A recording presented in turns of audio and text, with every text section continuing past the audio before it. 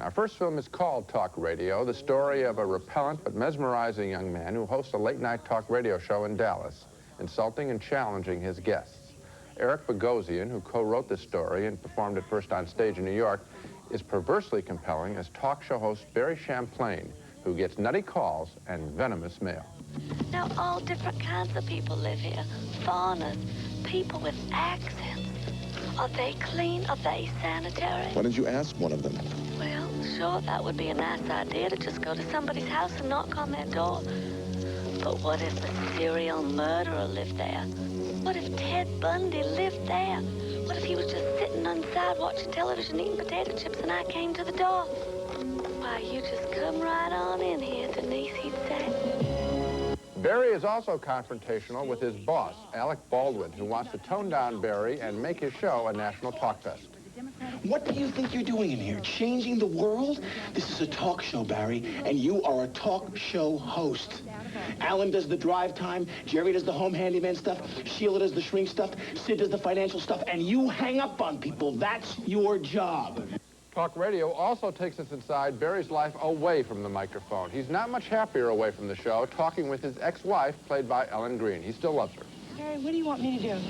You want me to just fall in love with you again? Is that what this is about? I don't want you to do anything. I mean, you're here. That's all I'm happy that you're here. I don't know what, Barry. I have to go at the end of the day or tomorrow, and I can't keep coming back and forth. I like watching movies about tough characters like Barry Champlain.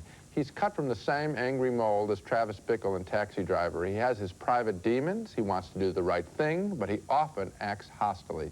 It's just one life, but this character in this film seems so much more real than most of the would-be characters I see on the screen. Talk Radio was made by platoon director Oliver Stone, and he continues his record of making tough, thoughtful films. I liked it, too. I thought it was really claustrophobic in the way it locks us in that studio that has those windows that look out on the high-rises of the city.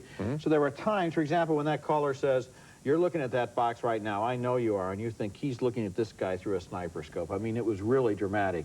And the entire undercurrent of the movie is chilling because this guy is almost reaching out for trouble. He's almost egging on his listeners. At the same time, the listeners are fascinating because it's sort of all the lonely people, or at least all the hateful people, both categories call in, and so you get this feeling of this just basic unrest and bile backing up in the throat of America, and it's fascinating in that regard. I've talked to a lot of people who've seen the film and have not liked it because they couldn't like this character. I don't think you're supposed to like Barry Champlain. I think you're just supposed to be interested in a guy who is saying what's on his mind, is totally screwed up emotionally, but has a kernel of truth to what he's saying. As a general rule, I wonder if you'd agree with this. I know what you're going to say. It's more likely that a movie is going to be boring if it's about characters you like. You're supposed to like. You're supposed to like than if it's about characters that you're not supposed to like. I agree. We both voted thumbs up for Talk Radio, the harrowing story of a self-destructive disc jockey's long journey into night.